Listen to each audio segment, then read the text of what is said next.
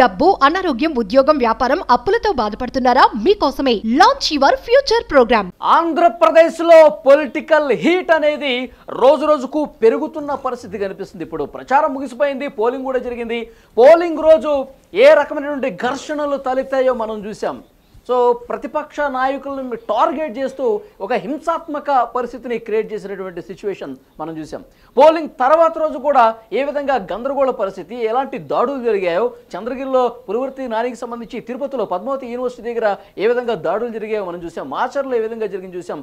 So ఇట్లా polling తర్వాత పరిస్థితులు కూడా హింసాత్మకంగా మారినటువంటి నేపథ్యంలో కేంద్ర ఎన్నికల సంఘం చాలా సీరియస్ అయిన పరిస్థితి మనం చూసాం. ప్రస్తుతం సిట్ నియమిస్తూ అధికారిక ఉత్తర్వులు కూడా వచ్చిన పరిస్థితి కనిపిస్తుంది.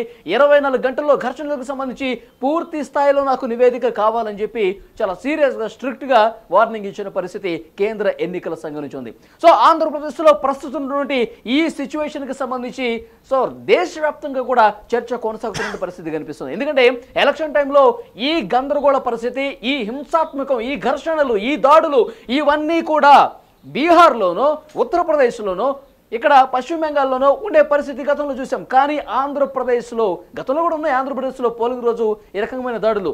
ఇప్పుడు గతాన్ని మించిపోయిన పరిస్థితి, హింసాత్మక ఘటనలు చెలరేగిన పరిస్థితి ప్రస్తుతం కనిపిస్తుంది. దీని మీద కేంద్ర ఎన్నికల సంఘం చాలా గుర్రుగా ఉంది.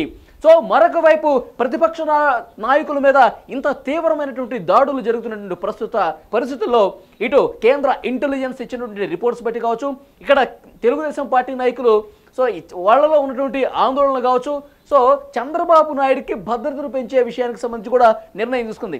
ఇప్పటి వరకు 6+6 ఎనర్జీ కమాండర్స్ భద్రత ఉన్నటువంటి నారా చంద్రబాబు నాయుడికి, తెలుగుదేశం పార్టీ అధ్యక్షులు మాజీ ముఖ్యమంత్రిగా ఉన్న నారా చంద్రబాబు నాయుడికి ఇప్పుడు 12+12 SPG special protection group black cat కమాండర్స్తో భద్రత కల్పించాలని కేంద్ర ఎన్నికల సంఘం సో అంటే కేంద్ర హోంశాఖ ఆదేశాలు ఇచ్చింది. కేంద్ర ఎన్నికల సంఘానికి కూడా ఈ సమాచారం ఇచ్చిన పరిస్థితి కనిపిస్తుంది.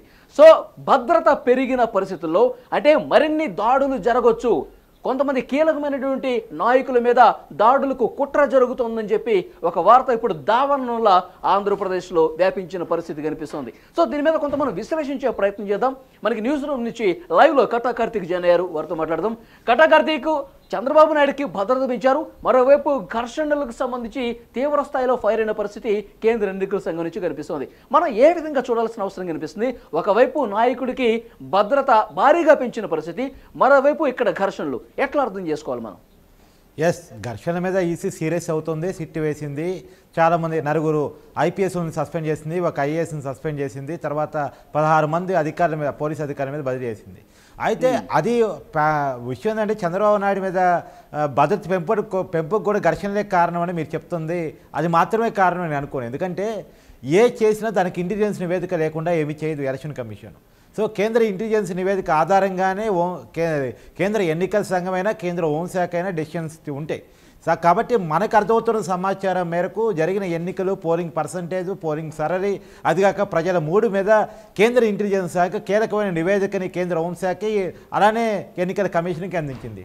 దాంట్లో కాబోయే ముఖ్యమంత్రి చంద్రబాబు నాయుడు కూటమి గెలవబోతుంది, 110 స్థానాలతో కూటమి గెలవబోతుంది అనేటువంటి నివేదికను కేంద్ర హోంశాఖకి అలానే ఎలక్షన్ కమిషన్కి కేంద్ర ఇంటెలిజెన్స్ ఇచ్చినట్టు మనకు తెలుస్తుంది. ఈవెన్ స్టేట్ ఇంటెలిజెన్స్ కూడా జగన్మోహన్ రెడ్డికి వైసీపీ ఓడిపోతుందని నివేదిక స్టేట్ ఇంటెలిజెన్స్ కూడా ఇచ్చినట్టు మనకు అర్థమవుతుంది. సో ఈ ఇంటెలిజెన్స్ నివేదికల ఆధారంగా అదను ఈ ఏపీలో జరుగుతున్న ఘర్షణల ఆధారంగా ఆల్రెడీ చంద్రబాబు ఉన్నాడు, ఆల్రెడీ ఎన్ఎస్జీ కమాండోలో ఉన్నాడు, ఆల్రెడీ వీరంత ఎక్కువ భద్రతలో ఉన్న చంద్రబాబు ఉన్నాడు.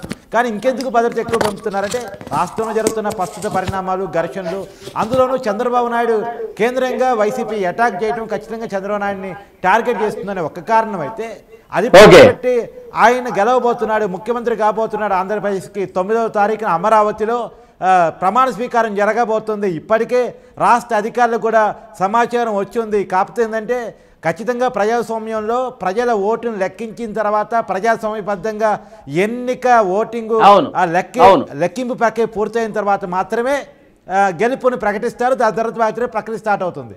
కాకపోతే ఏంది అంటే ఒక సూచాయ నివేదిక అంటే ప్రజల మూడు అందరికీ అర్థమైపోయింది. రాష్ట్రంలో మనకున్న సమాచారం ప్రకారం ఇప్పటికే కొంతమంది ఐఏఎస్ ఐపీఎస్లు ఇప్పుడు ఈ మూడు కూడా ప్రజల మూడు కూడా అర్థమైపోయింది. కాబట్టి ఇప్పుడు అధికార పార్టీకి సంబంధించిన కొంతమంది నాయకుల మీద ఇప్పుడు కేసులు నమోదు చేసే పరిస్థితి ఉందంట. ఒకవైపు వైఎస్ఆర్ కాంగ్రెస్ పార్టీకి సంబంధించిన నాయకుల మీద కేసులు నమోదవుతున్నాయి, మరోవైపు ప్రతిపక్ష నేతగా ఉన్నటువంటి చంద్రబాబు నాయుడుకి భద్రత పెంచే విషయానికి సంబంధించి వార్త. సో దీన్ని అంటే ఏ విధంగా ప్యారలర్ గా చూస్తే గనక పరిస్థితి ఒక పిక్చర్ క్లియర్ అయిపోయిన అర్థమైపోతుందా? జూన్ 4వ తారీఖు ఏం జరగబోతుందో ఇప్పుడు అర్థం చేసుకోవాల్సిన అవసరం కనిపిస్తుందా? ఇప్పుడు నేను కొన్ని ఉదాహరణ చెప్తాను. ఎప్పుడూ లేని విధంగా జగన్ మీద సిబిఐ రివర్స్ అయింది. అంటే అతని కేసులు అతనికి లండన్ పోవడానికి నిరాకరణ పిటిషన్ని సుప్రీం కోర్టులో నాంపల్లి కోర్టు సిబిఐ కోర్టులో వేయడం జరిగింది. First point. రెండోది, ఆల్రెడీ వైసీపీ నాయకుల మీద కేసులు నమోదవుతున్నాయి. పెద్దారెడ్డి ఎక్కడున్నాడో తెలియదు, పిన్నెల్లి రామకృష్ణారెడ్డి ఎక్కడున్నాడో తెలియదు. వాళ్ళంతా అవుట్ ఆఫ్ స్టేషన్, అంటే ఎవరికి కనపడకుండా తిరుగుతున్న పరిస్థితి చూస్తున్నాం. అదిగాక సిట్ మనం చూస్తున్నాం, అధికార సస్పెన్షన్ మనం చూస్తున్నాం. సో వరుసగా జరుగుతున్న సంఘటనలు మనకి ఇండికేషన్ ఇస్తున్నాయి. ఏపీలో రాబోయే రాజకీయ పరిణామాలు ఏ రకంగా ఉంటున్నాయనేటువంటి ఇండికేషన్ ఇస్తున్నాయి. అదే జగన్మోహన్ రెడ్డికి అనుకూలమైన రాజకీయ వాతావరణం ఆంధ్రప్రదేశ్లో ఉంటే ఇలా ఖచ్చితంగా జరగదు. సో ఖచ్చితంగా జగన్మోహన్ రెడ్డికి వ్యతిరేక పవనాలు వీస్తున్నాయి, ప్రజల మూడు జగన్మోహన్ రెడ్డికి వ్యతిరేకంగా ఉందన్న విషయాన్ని కేంద్రం గమనించిన తర్వాత మాత్రమే ఈ రకమైన పరిణామాలు ఏపీలో జరుగుతున్నాయని మనం అనుకోవాలి. ఖచ్చితంగా ఏపీ ప్రజల మూడు అర్థమైన తర్వాత ఖచ్చితంగా చంద్రబాబు నాయుడికి భద్రత పంపించడం జరిగింది. రేపు ఆయన 4వ తారీఖు అఫీషియల్గా రిజల్ట్ వచ్చిన తర్వాత ఎంత సంఖ్యతో చంద్రబాబు నాయుడు గవర్నమెంట్ ఏర్పడుతుందో క్లారిటీ వచ్చిన తర్వాత చంద్రబాబు నాయుడు ప్రమాణ స్వీకారం తర్వాత భద్రత ఇంకొంత పెంపు, ఇప్పటికున్న భద్రతకి ఇంకొంత పెంపు కూడా ఖచ్చితంగా ఉంటుంది. ఇప్పటి వరకు ఇది మాత్రం లండన్ వెళ్లేందుకు విమానం ఎక్కిన వైఎస్ జగన్మోహన్ రెడ్డి గారికి పిడుగు లాంటి వార్త ఏం చెప్పాలి. ఎందుకంటే తన పార్టీకి సంబంధించిన నాయకుల మీద కేసులు బుక్ చేసే పరిస్థితి రావడం, కేంద్ర నిధి సంఘం చాలా సీరియస్గా సిట్ ఏర్పాటు చేసి ముందుకెళ్లే విషయానికి సంబంధించి ఈ వార్త బయటకు రావడం, తెలుగుదేశం పార్టీ అధ్యక్షులు నారా చంద్రబాబు నాయుడికి భారీ భద్రతను పెంచే విషయానికి సంబంధించి ఇప్పుడు ఒక డెసిషన్ తీసుకోవటం, అంటే ఈ వ్యవహారం మొత్తం చూసుకున్న తర్వాత జగన్మోహన్ రెడ్డి గారి వెన్నులో వణుకు పుట్టిన పరిస్థితి అయితే కనిపిస్తుంది. ఇప్పుడు ఆయన ఎప్పుడైతే ఆంధ్రప్రదేశ్కు తిరిగి వస్తారో, తిరిగి వచ్చిన తర్వాత తన కేసులను కూడా తిరిగి తోడే పరిస్థితి ఉంటుంది. ముఖ్యంగా సిబిఐ ఏదైతే అక్రమస్తుల కేసుకు సంబంధించి కోర్టులో వాదనలు వినిపించిందో, ఇక పూర్తి స్థాయిలో జూన్ 4 తర్వాత అది కూడా చాలా ఫాస్ట్ ఫార్వర్డ్ అయ్యే అవకాశం కనిపిస్తుందని ఒక భయం నెలకొండొచ్చా? ఇప్పుడు విమానంలో కూడా జగన్మోహన్ రెడ్డి గారికి నిద్రపట్టే పరిస్థితి ఉండదేమో అని ఒక చర్చ. ఏమంటారు? ఫస్ట్ ఆయన కేసులు తోటాలు ఇవన్నీ పక్కన పెడితే చంద్రబాబు నాయుడికి భద్రత పెంచడం అనేటువంటిది జగన్మోహన్ రెడ్డి గారికి నిద్ర పట్టని అనే విషయం. ఎందుకంటే మనం చూసాం చంద్రబాబు నాయుడు మీద దాడులు జరగడానికి అనుకూలంగా చంద్రబాబు నాయుడు భద్రతను స్టేట్ గవర్నమెంట్ ఇచ్చే భద్రతను తగ్గించడానికి ఎంత ప్రయత్నం చేశాడో మనం చూసాం. దాని మీద చంద్రబాబు నాయుడు కేంద్రానికి కూడా లెటర్ రాశాడు. కాబట్టి అతను ఉన్న భద్రత కేంద్ర హోంశాఖ పరిధిలోది కాబట్టి జెడ్+ కేటగిరీ ఆయనకి ఇస్తున్నారు కాబట్టి చంద్రబాబు నాయుడు ఏం చేయడానికి అవకాశం లేకుండా పోయింది. కానీ చంద్రబాబు నాయుడిని ఇబ్బందులు పెట్టడానికి 5 సంవత్సరాల పరిపాలనా కాలంలో ఎన్ని రకాల చర్యలు దిగారు అన్ని రకాల చర్యలు జగన్మోహన్ రెడ్డి గారు దిగారు. ఇప్పుడు కేంద్ర ఎలక్షన్ కమిషన్ తన డెసిషన్ మేరకు చంద్రబాబు నాయుడు గారికి భద్రత పెంచడం, అది కూడా ఎన్నికల ఫలితాల కంటే ముందే చంద్రనాయుడు గారికి భద్రత పెంచడం అనేది ఖచ్చితంగా జగన్ గారికి మింగుడు పట్టిన అంశం. అయితే ఇక్కడ జగన్ గారికి మింగుడు పట్టడం పడకపోవడం పక్కన పెడితే వైసీపీ నాయకులకు కార్యకర్తలకు మింగుడు పడిన అంశాన్ని ఇంకోటి కూడా చెప్పే ప్రయత్నం చేస్తాను. ఇవాళ జగన్మోహన్ రెడ్డి గారు వైసీపీ కష్టకాలంలో ఉండగా వైసీపీ నాయకుల మీద కేసులు బుక్ అవుతున్న పరిస్థితుల్లో, వైసీపీ నాయకులను అరెస్ట్ చేస్తున్నటువంటి ప్రస్తుత పరిస్థితుల్లో ఆ నాయకులకి అండగా దండగా ఓదార్పుగా ఉండాల్సినటువంటి వ్యక్తి లండన్ చెక్కేటువంటిది సామాన్య కార్యకర్తలకు మింగుడు పడిన విషయం. ఇప్పుడు పిన్నెల్లి రామకృష్ణారెడ్డి కరుడు కట్టిన కాంగ్రెస్ పార్టీ, కరుడు కట్టిన రాజశేఖర రెడ్డి కుటుంబానికి లాయర్ ఇస్తూ జగన్మోహన్ రెడ్డి గారి బాగా దగ్గర ఇప్పుడు అతని మీద కేసు బుక్ అవుతుంది. రేపో మాపు ఆయన అరెస్ట్ జరగబోతున్నాడు. ఇప్పటికే ఆయన అదృష్టంలోకి వెళ్ళిపోయాడు, ఎక్కడున్నాడో తెలియదు. ఆయన దొరికితే అరెస్ట్ చేస్తారని వార్త వింటూ ఉన్నాం. ఇప్పుడు తాడిపత్రిలో పెద్దారెడ్డి పరిస్థితి, తర్వాత తిరుపతిలో చెవిరెడ్డి భాస్కర్ రెడ్డి పరిస్థితి, ఆయన కొడుకు పరిస్థితి. సో వీళ్ళని అరెస్ట్ చేస్తారు, వాళ్ళ అజ్ఞాతంలోకి వెళ్ళిపోయారు, వాళ్ళు దొరకగానే అరెస్ట్ చేస్తారు, వాళ్ళ మీద లుక్అవుట్ నోటీసులు జారీ చేయబోతున్నారు. ఈ వార్తలన్నీ వినపడుతున్న సమయంలో పార్టీ కార్యకర్తలు ఆందోళనకర పరిస్థితుల్లో, ఎందుకంటే జగన్మోహన్ రెడ్డి గారు ఆదేశాల మీదకి టీడీపీ కార్యకర్తల మీద దాడులు చేశారు. జగన్మోహన్ రెడ్డి గారు ఆదేశాల మేరకు, ఎందుకంటే ఇప్పుడు వైసీపీ గెలిస్తే ముఖ్యమంత్రి అయ్యేది జగన్మోహన్ రెడ్డి కదా, పెద్దారెడ్డి కానీ పిన్నెల్లి రామకృష్ణారెడ్డి కానీ కాదు కదా. ఆయన కోసం చేస్తే వీళ్ళు ఇరుక్కున్నారు కేసుల్లో. వీళ్ళు ఇరుక్కుంటే ఆయనేమో లండన్ పోతున్నాడు, వీళ్ళేమో జైలుకి పోవాలా?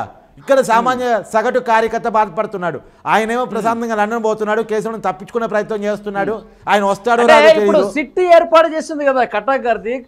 ఇప్పుడు ముఖ్యంగా జగన్మోహన్ రెడ్డి ఆదేశాలతోనే ఈ దాడులు జరిగాయి, ఈ ఘర్షణ జరిగింది, హింస జరిగింది. సజ్జల రామకృష్ణారెడ్డి ఆదేశాలు ఇస్తేనే మేము ఇవన్నీ చేశాము అని చెప్పేసి వీళ్ళు గనక మాట్లాడితే, సిట్టు దర్యాప్తులో వీళ్ళు ఈ నిజాలు బయట పెడితే, సో వీళ్ళకు కూడా మెడకు చుట్టుకునే అవకాశం కనిపిస్తుందా? సజ్జల పేరు, జగన్మోహన్ రెడ్డి గారి పేరు కూడా బయటకు వచ్చే ఛాన్స్ కనిపిస్తుందంటారా? ఖచ్చితంగా ఇప్పటికే జగన్మోహన్ రెడ్డి గారు అనేక కేసులు ఎదుర్కొంటున్నారు. అక్రమాస్తుల కేసులో 52,000 కోట్ల పైగా కేసును ఎదుర్కొంటా ఉన్నారు. దాన్ని 32 ఛార్జ్షీట్లు ఎదుర్కొంటా ఉన్నారు. అది పక్కన పెడితే వివేకానంద రెడ్డి హత్య కేసు అనేటువంటిది ఇప్పటివరకు అవినాష్ రెడ్డి మెడ వరకు చుట్టుకుంది. రేపు భారతి గారి మెడకో జగన్ గారి మెడకో చుట్టుకునే అవకాశం లేదా అంటే సునీత గారు చెప్పడం అయితే ఖచ్చితంగా జగన్మోహన్ రెడ్డి గారి వరకు ఇది చుట్టుకుంటుందని చెప్పేసి వివేకానంద రెడ్డి గారు కూతురు చెప్తా ఉంది. సో ఇవన్నీ పక్కన పెడితే రాబోయే కాలంలో మద్యం మీద కేసు, ఇసుక మీద కేసు, గనుల మీద కేసు, వైజాగ్ అన్సైడ్ భూముల మీద కేసు, ఇలా అనేక రకాల కేసులు చంద్రబాబు నాయుడు ప్రభుత్వం పెట్టబోతుందనే సమాచారం మనకు వస్తూ ఉంది. ఇవన్నీ పక్కన పెడితే ఇప్పుడు కొత్తగా ఘర్షణల కేసు అనేటువంటిది కూడా జగన్మోహన్ రెడ్డి గారి వరకు చుట్టుకుంటే ఇది నిజంగా రాజకీయంగా ఇబ్బందికర పరిణామం వైసీపీకి. కానీ ఇలాంటి టైంలో పార్టీని వదిలేసి, కార్యకర్తను వదిలేసి, నాయకులను వదిలేసి లండన్ పోవడం అనేటువంటిది సగటు కార్యకర్తకి మింగుడు పడిన విషయం. ఫైనల్గా చెప్పండి, మరొక ముఖ్యమైన విషయం, ప్రధాని మోదీ గారు తన నామినేషన్ సందర్భంగా చంద్రబాబు గారు, పవన్ కళ్యాణ్ గారిని పిలిచారు. వాళ్ళు పార్టిసిపేట్ చేసిన పరిస్థితి మనం చూసాం. ఇంతకుముందు గత డిబేట్స్లో కూడా, డిస్కషన్స్లో కూడా మనం మాట్లాడుకున్నాం.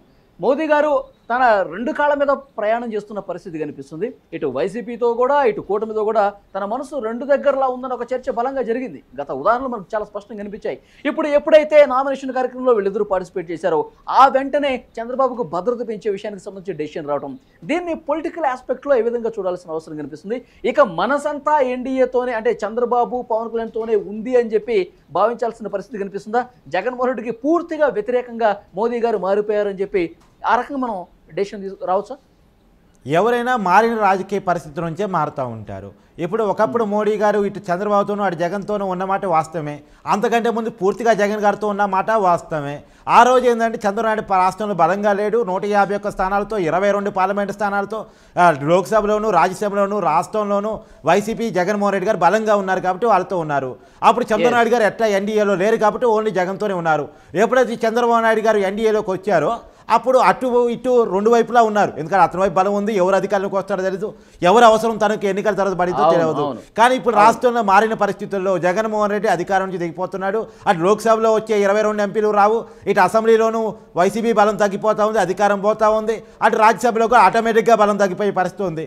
సో కామన్గా ఇప్పుడు ఎటు ఎవరి వైపు పవర్ ఉంటే, ఎవరి వైపు ప్రజలు ఉంటే అటువైపే ప్రజలు ఎన్డీఏ పెద్దలు కూడా ఉండే అవకాశం ఉంది. మోడీ గారు, అమిత్ షా గారు అటువైపు ఉండే అవకాశం ఉంది. సో జగన్ గారికి అధికారం పోతుంది కాబట్టి, లోక్సభలో, రాజ్యసభలో, అసెంబ్లీలో బలం పోతుంది కాబట్టి ఖచ్చితంగా వాళ్ళ మనిషి మనసు ఇద్దరు చంద్రబాబు వైపు ఉండే అవకాశం ఉంది. మొత్తానికి చూసుకుంటే కనుక జగన్మోహన్ రెడ్డి గారికి వెన్నులో వణుకు పుట్టేలా డెసిషన్ కనిపిస్తుంది.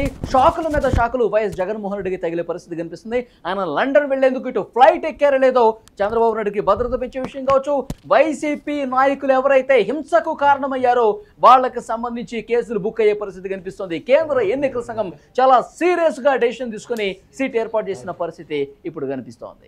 సుమన్ టీవీలో మీ పర్సనల్ అండ్ బిజినెస్ ప్రమోషన్స్ కోసం కింది నెంబర్కి కాంటాక్ట్ చేయండి.